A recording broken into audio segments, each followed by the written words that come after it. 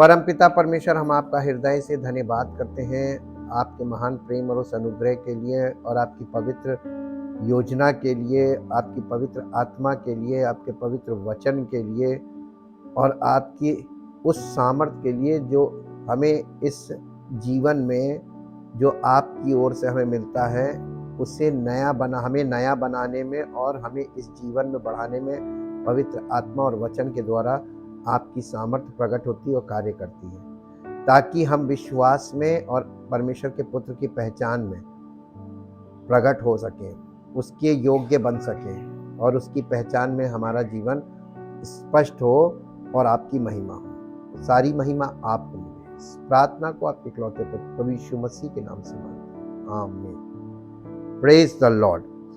The voice of God session 62 में आज हम लोग देखेंगे कम टू द वाटर्स। यहाँ पे वाटर की जगह वाटर्स है। वाटर्स का मतलब होता है, जब प्लूरल में बोलते हैं पानी का प्लूरल एक्चुअली होता नहीं है। वाटर का मतलब पानी है और पानी की मात्रा कितनी भी हो सकती है, लेकिन यह आपको केवल परमेश्वर के वचन में ही ये खूबी मिलेगी जहां पे वाटर और वाटर्स होगा। वाटर्स का मतलब होता है, जब एस लग गया, this type of waters represent the source of life. परमेश्वर जो जीवन का स्रोत है, सोता है, the fountain of living water, उसके लिए वाटर्स वर्ड यूज किया जाता है। और जिस प्रकार हमने जीवन की रोटी कल देखा था, यीशु मसीह ने कहा था, मैं तुम्हें वो दूंगा, मेरे पास वो भोजन है जिसे खाकर तुम अनंत काल तक भूखे ना होगे, वो जल है जिसे पीकर तुम अनंत काल तक प्यासे ना होगे।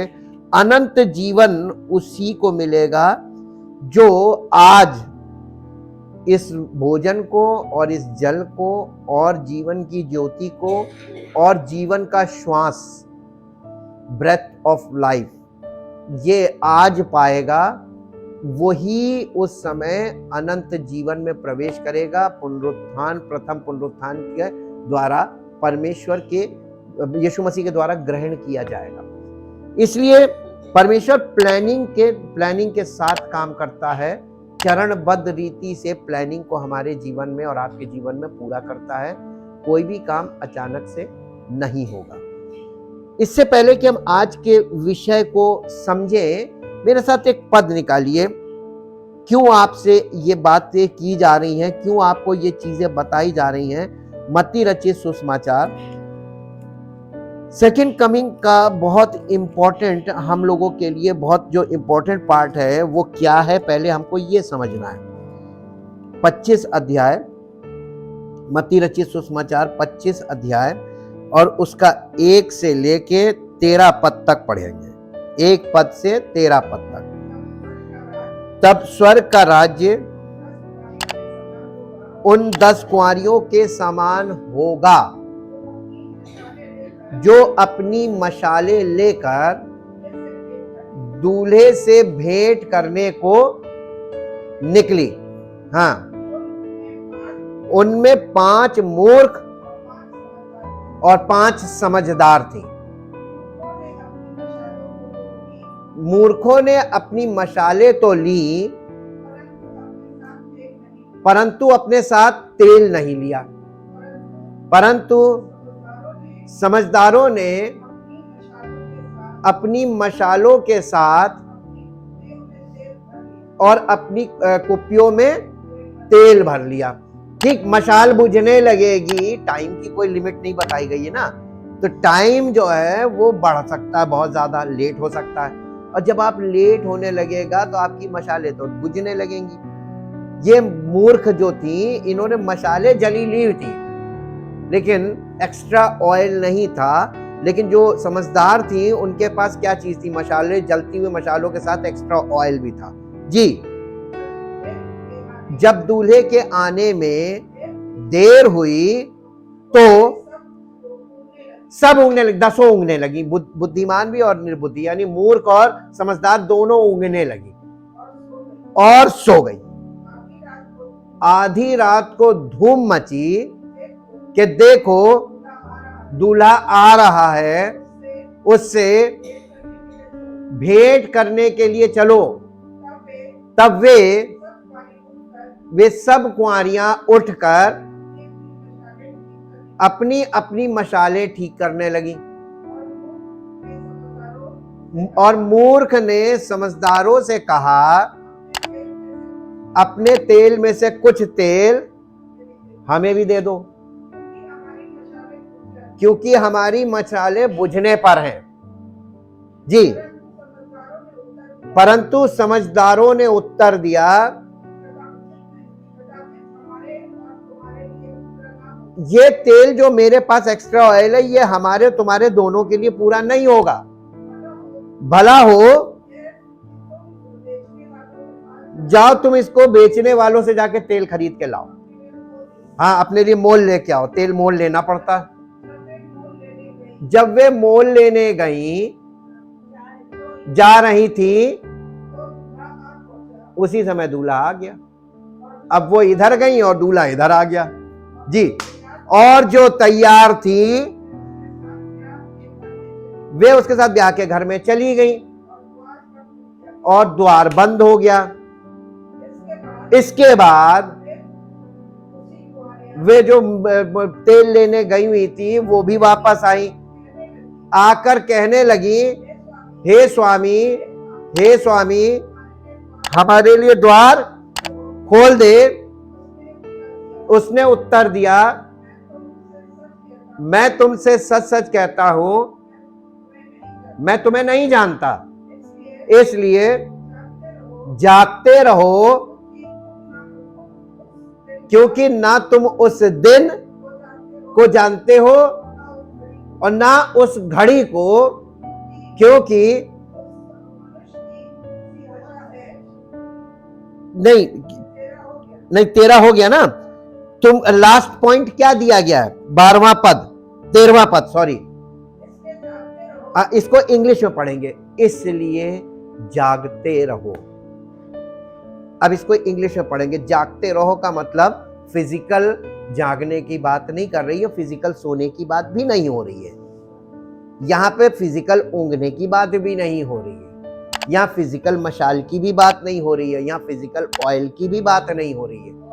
Watch, therefore give strict attention and be cautious and active, for you know neither the day nor the hour when the Son of Man will come। यीशु मसीह की सेकंड कमिंग, जब वो अपनी कलीसिया को लेने आ रहा है, ये तो मालूम हो गया आ रहा है। आपको सेकंड कमिंग से संबंधित जो जो इंपॉर्टेंट इंफॉर्मेशन थी वो आप तक पहुंचा दी गई, लेकिन मुख्य मुद्दा ये है कि किनको लेने आ रहा है, वो कौन लोग हैं और उनकी दशा, स्पिरिचुअल स्टेटस कैसा होगा, उनकी लाइफ कैसी होगी जिनको वो लेने आ रहा है। यहां पर बहुत साफ साफ बताया गया है कि 2 प्रकार के मसीह विश्वासी होंगे,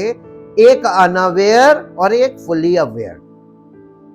एक तो वैसे ही होंगे जनरल वाले, कन्वेंशनल, हम जाते हैं सुनते हैं, हाँ ज्यादा कुछ मिलता जुलता नहीं, हम आपको एकदम स्पष्ट, क्योंकि वचन बिल्कुल स्पष्ट है, दूध का दूध और पानी का पानी है। परमेश्वर क्या तनिक भी कोई इधर उधर नहीं है। जरा सा भी आप में अगर जरा सी भी कमी होगी, वो ऐसी द्वार बंद आपको कह देगा, हम जानते ही नहीं। देखिए, 2 प्रकार के कलीसियाएं, 2 प्रकार की मंडलियां, ये कुंवारियों को दिखाता है, और कुंवारी इंतजार कर रही, यानी मंडलियां इंतजार कर रही, और दोनों के पास जलती हुई मशालें हैं, ठीक, यानी दोनों यीशु मसीह की गवाही रखते हैं।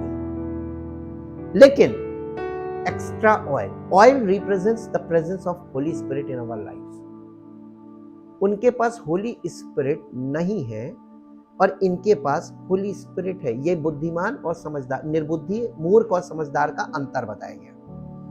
और उनके पास पवित्र आत्मा भरपूरी से था, बुद्धिमान के पास, समझदार के पास, और जो दूसरी वाली थी उनका पवित्र आत्मा से कोई संबंध दिखाया ही नहीं। एक्स्ट्रा ऑयल नहीं होना यानी पवित्र आत्मा नहीं। वो यीशु मसीह का इंतजार दोनों कर रही थी। और देखिए कॉमन कहां तक दोनों चली हैं, दूल्हे के आने में देर हुई, यानी यीशु मसीह के आने में देर हुई, ये होगा, ये बिल्कुल सही सीन है। देर होएगी तो सब ऊँगेंगे, सारी कलीसियाएं ऊँगने लगेंगी। ऊँगने का मतलब क्या होता है? ड्राउजीनेस। वो धीरे धीरे आपकी स्पिरिचुअल लाइफ या कलीसिया में लोगों की आत्मिक जीवन वो ऊँगने वाले होंगे, यानी कुछ ध्यान दिया कुछ नहीं दिया, धीरे धीरे धीरे धीरे धीरे धीरे वो थोड़ा सा ढीलापन आने लगता है लाइफ में। और फिर लिखा दसों की दसों सो गई, तो स्पिरिचुअली कई बार लोग सो जाते हैं, ये बिल्कुल फैक्ट है। आप स्पिरिचुअल लाइफ में हमेशा अलर्ट नहीं रह पाते हैं, और ये वीकनेस है, ये हमारी आत्मा की कमजोरी है। इसी विषय को आपको बता रहे कि क्यों ऐसा होता है, क्या कमियां होती हैं जिससे ऊँगना और सोना होता है। उसके बाद आगे लिखा हुआ कि इत्ते में धूम मची। हमने बताया था ना, यानी अंतिम तुरही फूंकते ही तुरही फूंकी जाएगी, तुरही का सा शब्द होगा, प्रधान ललकार की ध्वनि होगी, यानी एक कॉल आएगी बहुत जबरदस्त, यीशु मसीह आ रहा है। उसी प्रकार देखो लिखा आधी रात को धूम मची, ये वही है, लाउड वॉइस केम, दूल्हा आ रहा है। तो ये सब उठकर अपने आप को अपने अपने मशाले अशाले सब ठीक ठाक करने लगी। उस समय प्रिपरेशन टाइम नहीं होगा, बिल्कुल प्रिपेयर। आप ये सोच लीजिए कि आप ट्रेन का इंतजार प्लेटफॉर्म पे कर रहे हैं, ऊँगते और सोते वहां पर भी हैं हम लोग। ट्रेन आने में लेट होती है तो धीरे धीरे सो ही जाते हैं, लेकिन जैसे ही अनाउंसमेंट होता है और एकदम चहल पहल मचने लगती है, दौड़ भाग में पता चल जाता है कि यहाँ ट्रेन आ रही है और तुरंत नींद टूटती है, तो हम लोग ऑलरेडी प्रिपेयर्ड होते हैं। बस सामान उठाया और ट्रेन में रश किया, बस इतना टाइम आपको मिलेगा। और इसीलिए लिखा हुआ है कि वो उठकर उस समय तैयारी कर रही थी। अब तैयारी में समय किसको ज्यादा लगेगा? जो फुली प्रिपेयर नहीं थी। और यही समझदार, बुद्धिमान और निर्बुद्धि का अंतर दिखाया गया। या वो लोग जो समझदार, वो लोग हैं जो वास्तव में उसका इंतजार कर रहे होंगे, वो पूरी तरीके से प्रिपेयर्ड होकर करेंगे। और जो पार्शियल प्रिपेरेशन है, ये वो लोग हैं जो कहते तो है हम कर रहे हैं, लेकिन इनके पास सही इंफॉर्मेशन नहीं है। सही प्रिपरेशन इसलिए नहीं क्योंकि राइट इंफॉर्मेशन नहीं है, राइट स्टेप्स, राइट इंस्ट्रक्शंस नहीं है।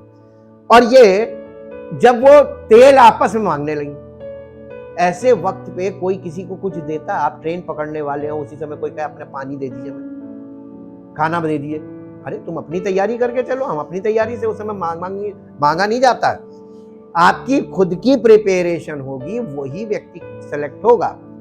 और ये तेल लेने के लिए चली गई, खरीदने के लिए, और तब तक वो आया और जो तैयार थी उन्हें लेकर चला गया। 50-50 का रेशियो है, तो 50-50 का ही रेशियो रहेगा। उसके बाद जब ये वापस आई और द्वार खटखटाने लगी, तो उसने कहा मैं तुम्हें जानता नहीं, द्वार बंद तो बंद। यीशु मसीह जितनों को रेडी पाएगा वो ले जाएगा, बाकी को फिर चिल्लाते रहो, कुछ भी करते रहो, कोई फर्क नहीं पड़ना। इसीलिए लास्ट में इंस्ट्रक्शन दिया कि हमको एकदम सतर्क रहना है, फुली प्रिपेयर्ड भी रहना, सतर्क भी रहना, उसकी कमिंग का इंतजार करना। ठीक है, ये बात को सुनने के बाद अब हम मुख्य मुद्दे पे आते हैं, और वो आपको मिलेगा। आज हम देखेंगे come to the waters, Isaiah chapter 55 verse 1। यशाया 55 अध्याय का 1 और 2 पद पढ़ेंगे। अहो सब प्यासे लोगों, कहां आओ? पानी के पास आओ। प्रेजेंस, परमेश्वर स्रोत है जीवन का। परमेश्वर अपने आप को यहाँ पे सोर्स, और या वाटर्स का मतलब है, फाउंटेन ऑफ वाटर का मतलब है, जीवन के सोते का मतलब है कि सोते के पास आओ, यानी परमेश्वर जो सब कुछ भरपूरी से देता, उसके पास आओ। और जिनके पास रुपया ना हो, तुम भी आकर, बहुत शब्दों पे ध्यान दीजिएगा, तुम भी आकर फ्री में ले जाओ। तुम भी आओ, जिसके पास रुपया नहीं है तुम भी आओ, लेकिन क्या आके ले, कैसे करना है? मोल लेना है। आप केवल सामान, यानी पैसे से ही सामान नहीं खरीद सकते, बार्टर सिस्टम भी होता है ना, आप कुछ दे के कुछ ले सकते हैं। मोल लेने का मतलब तो यही हुआ कि कुछ दो, उसके बदले में कुछ ले लो। जी, और खाओ। दाख मधु और दूध बिन रुपए बिना दाम ही आकर ले लो। जो भोजन वस्तु नहीं है उसके लिए तुम क्यों रुपया लगाते हो, और जिससे पेट नहीं भरता उसके लिए क्यों परिश्रम करते हो। मेरी ओर मन लगाकर सुनो, तब उत्तम वस्तुएं खाने पाओगे और चिकनी चिकनी वस्तुएं खाकर संतुष्ट हो जाओगे।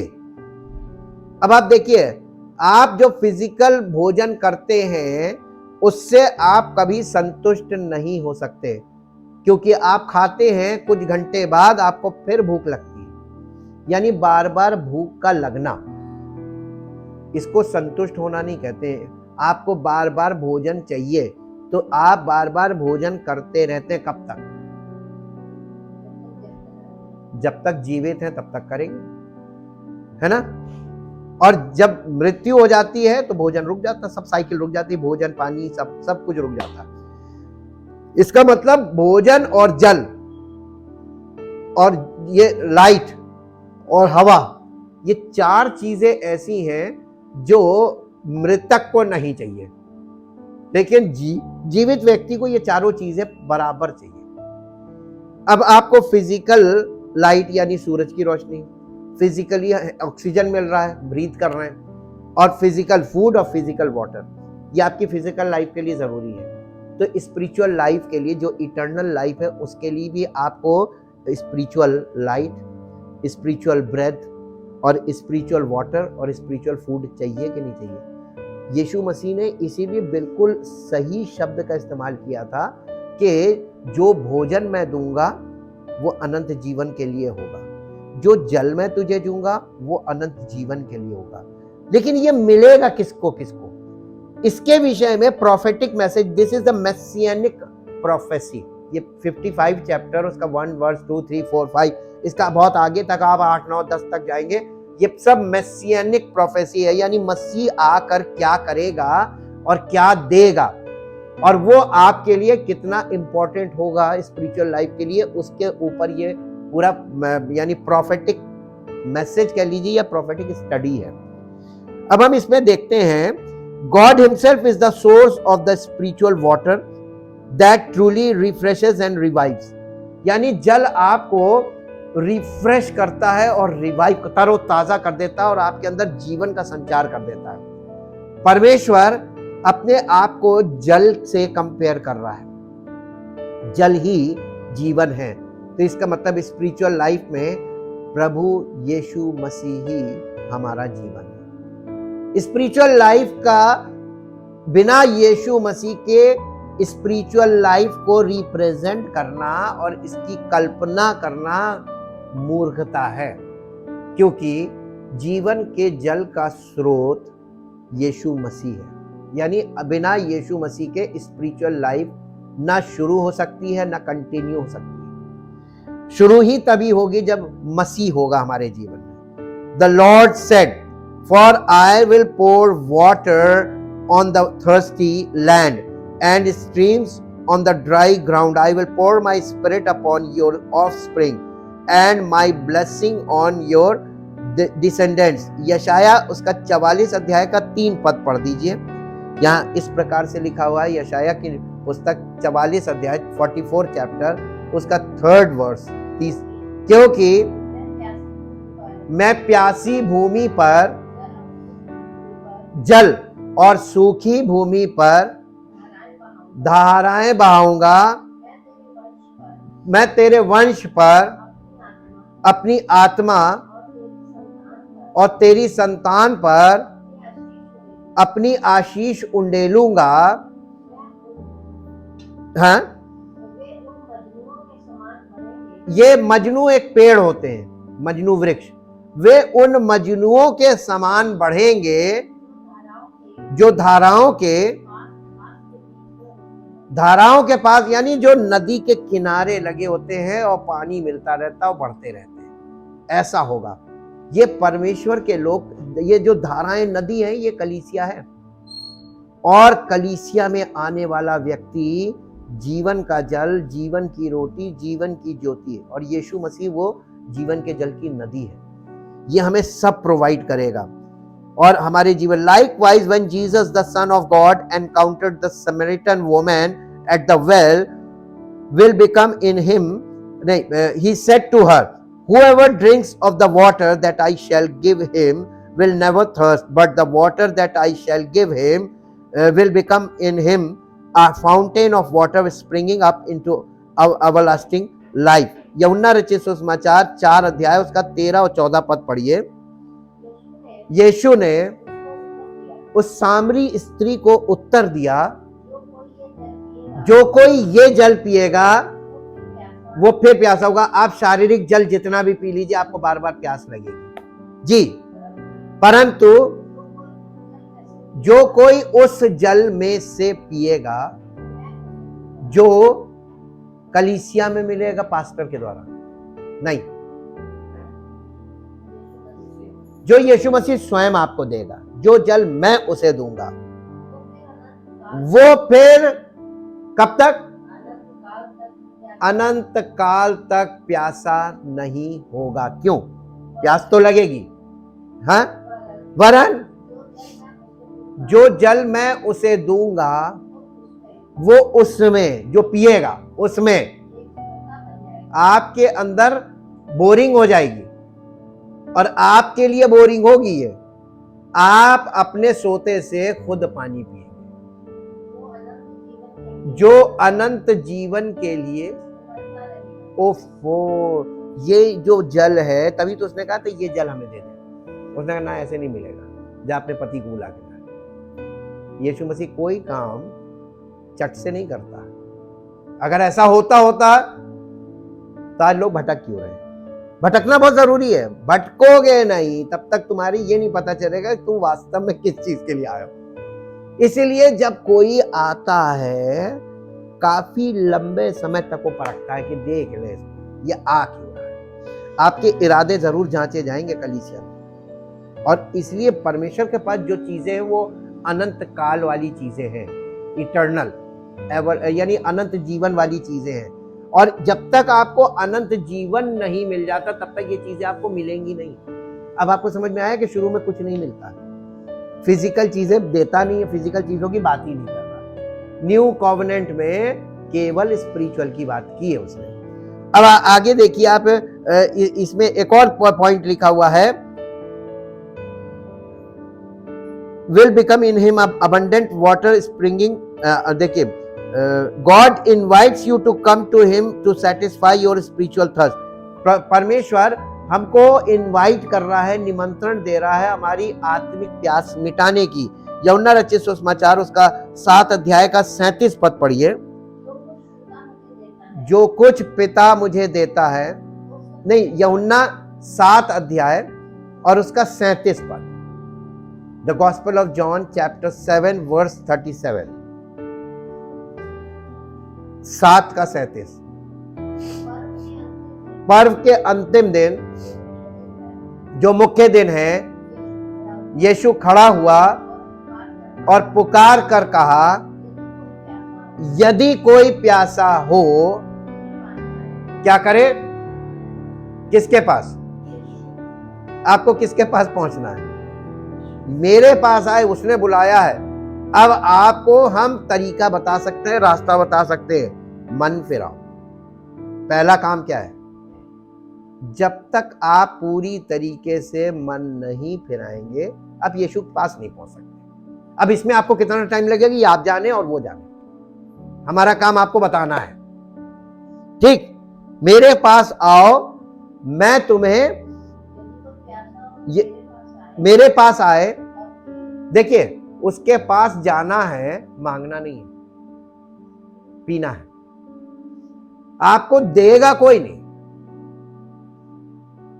मेरे पास आए और पिए।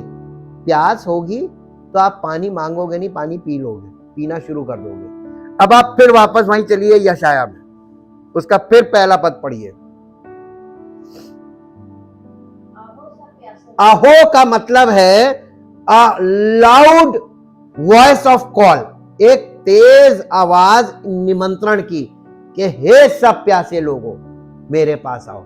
इसीलिए अहो का मतलब होता है a loud voice of call, यानी लोगों को निमंत्रण दे रहे हैं, जोर से बुला रहे हैं, आओ।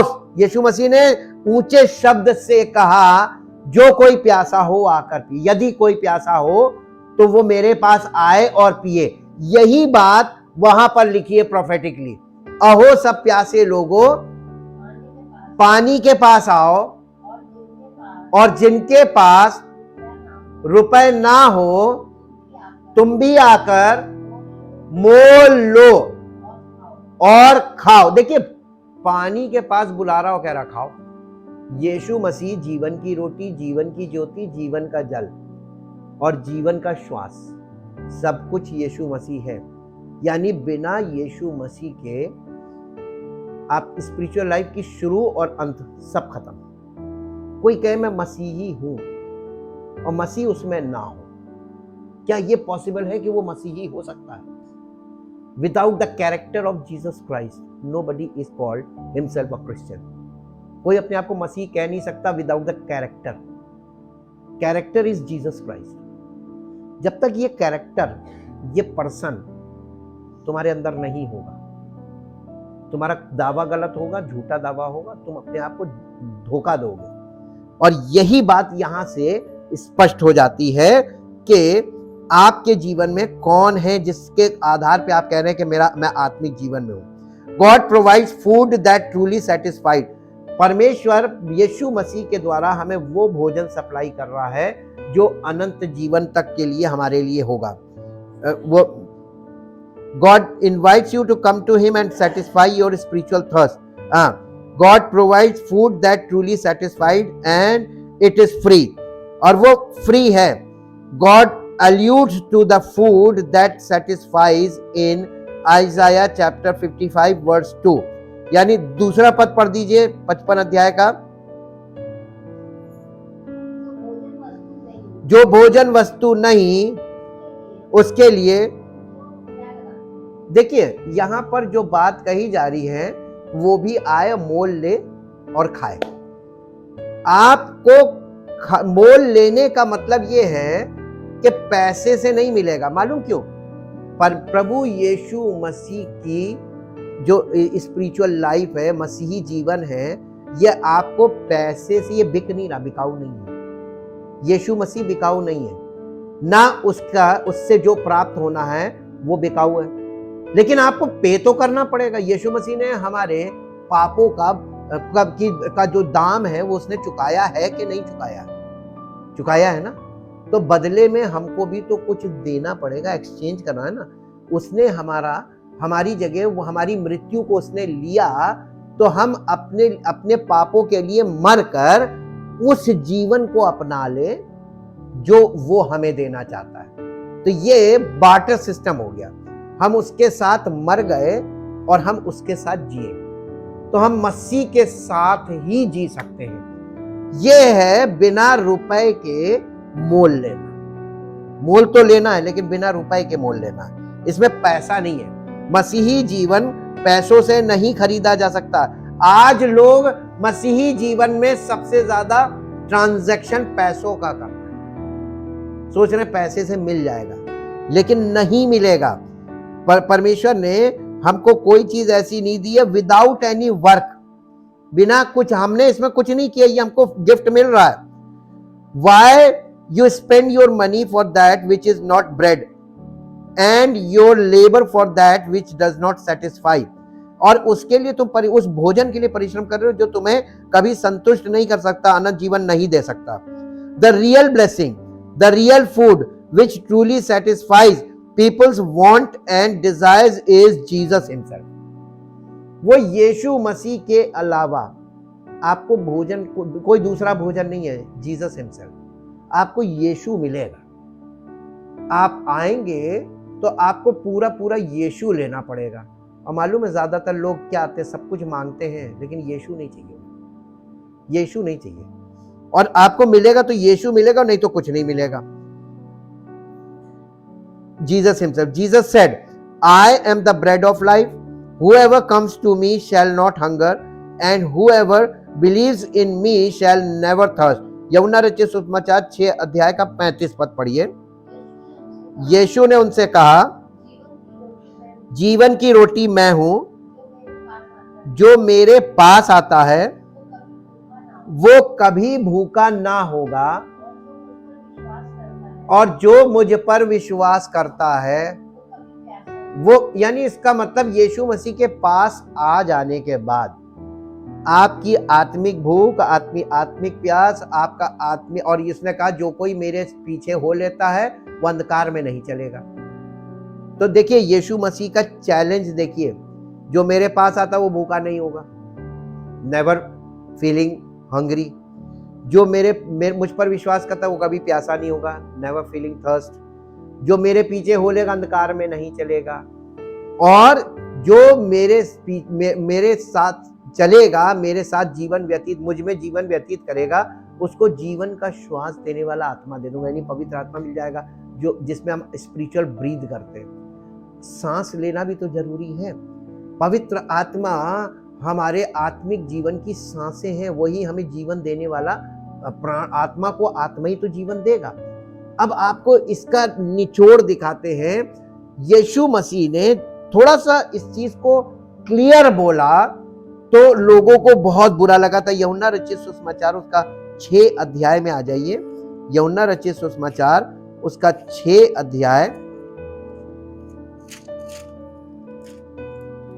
अध्याय और उसका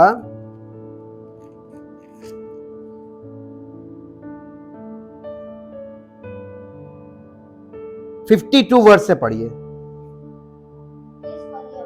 इस पर यहूदी ये कहकर आपस में झगड़ने लगे, ये मनुष्य कैसे हमें अपना मांस खाने को दे सकता है। यीशु मसीह ने कहा था, जो कोई मेरा मांस खाता, मेरा लहू पीता है, अनंत जीवन उसी को मिलेगा। जी, यीशु ने उनसे कहा, मैं तुमसे सच सच कहता हूं,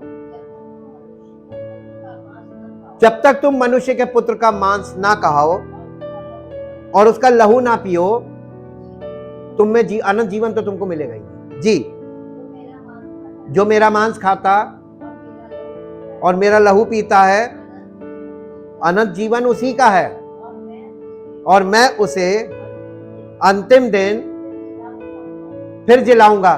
तो प्रथम पुनरुत्थान का भागी कौन होगा? जो यीशु मसीह का मांस खाएगा और यीशु मसीह का लहू पिएगा। अब ये वाली बात तो लोगों को बहुत बुरी लगी। आगे पढ़िए। क्योंकि मेरा मांस वास्तव में खाने की वस्तु है और मेरा लहू वास्तव में पीने की वस्तु है। जो मेरा मांस खाता है और मेरा लहू पीता है, वो मुझ में स्थिर बना रहता है और मैं उसमें, जैसा जीवते पिता ने मुझे भेजा और मैं पिता के कारण जीवित हूं, वैसे ही वो भी जो मुझे खाएगा मेरे कारण जीवित रहेगा। जो रोटी स्वर्ग से उतरी यही है, उस रोटी के समान नहीं जिसे बाप दादों ने खाया। मन्ना की बात कर रहा है, और मर गए।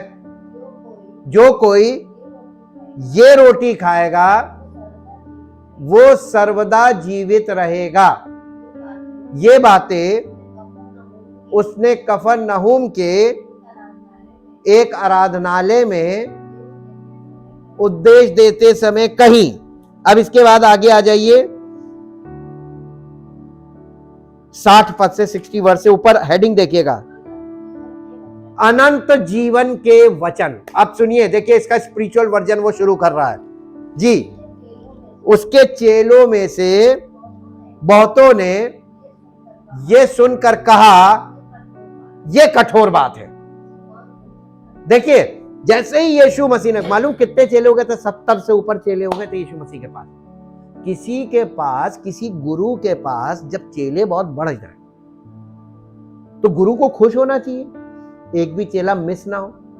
लेकिन यीशु मसीह देखिए कुछ ऐसा करता था, जब भीड़ बढ़ जाती थी तो कोई ऐसी बात बोलता था, आधे लोग भाग जाते थे। चेले बढ़ गए, उसने ऐसी बात बोली, आधे ज्यादा भाग गए। ये क्या था? यस, उसको फर्जी लोगों को भगाना था। वो ऐसी बोली बोलेगा खट से, और उसमें मालूम है आधे ज्यादा भाग जाएंगे। और आज भी वो यही करता है, उसका स्वभाव नहीं बदला।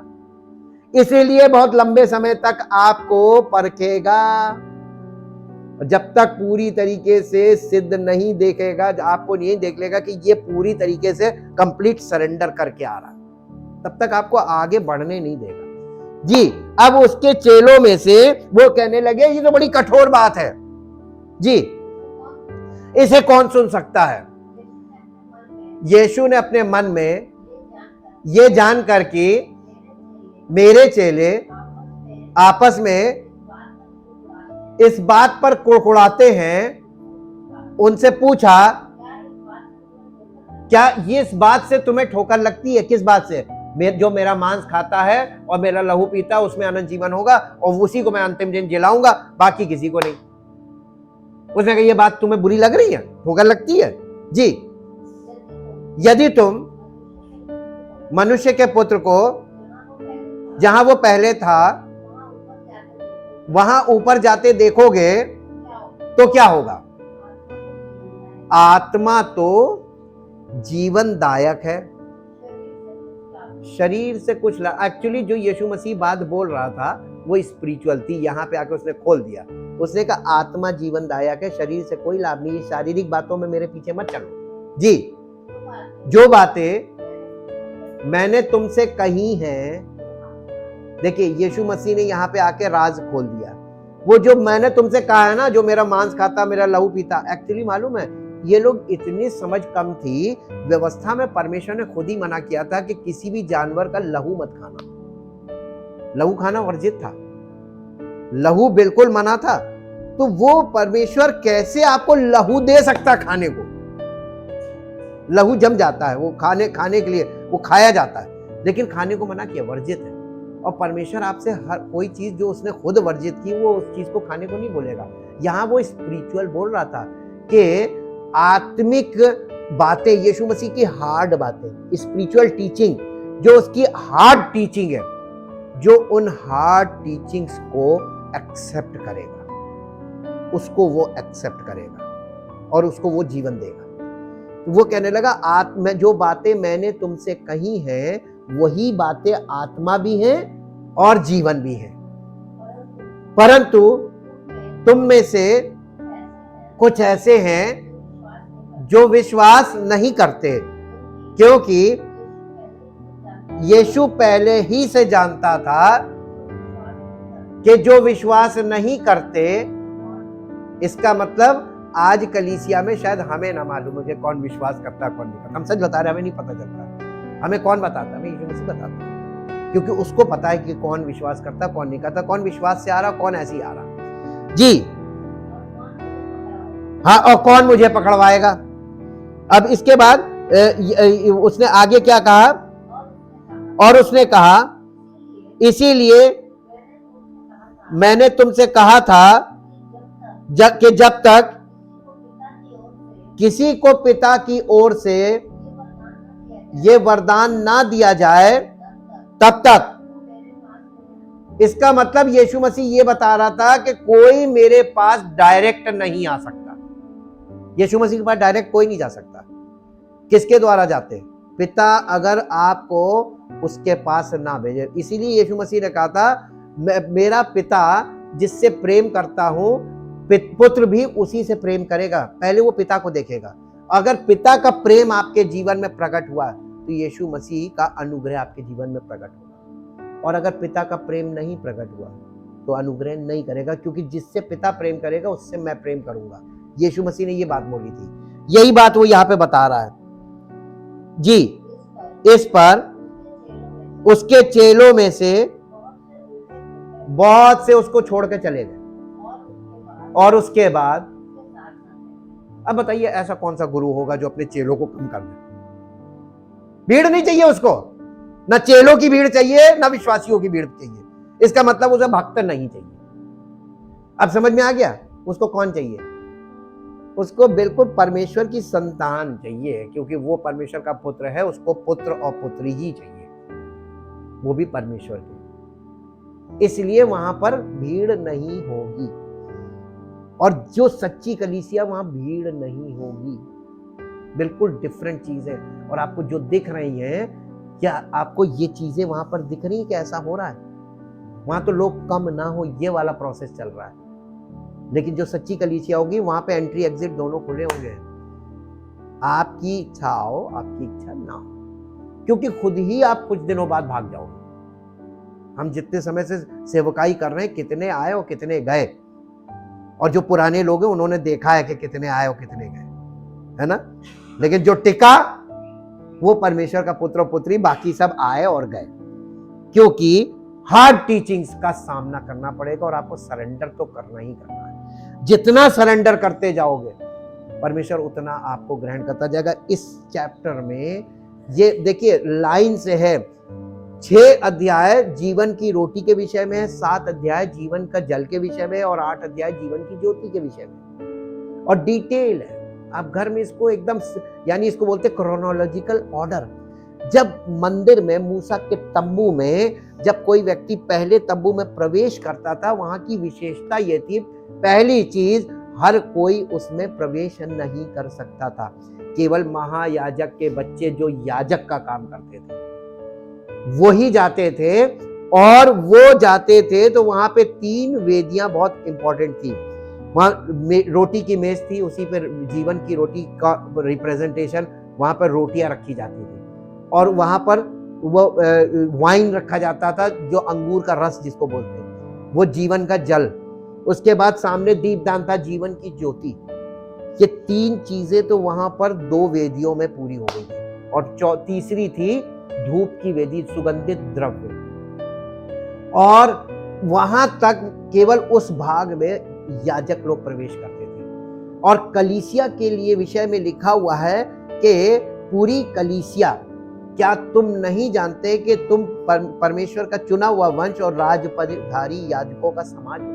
पूरी कलीसिया स्पिरिचुअल किंगली प्रीस्टहुड में आती है। इसमें कोई भी व्यक्ति भक्त नहीं है, everybody is a priest, kingly priesthood. तो किंगली प्रीस्टहुड के लायक लोग तैयार किए जाते हैं, और वही उसमें प्रवेश पाएंगे।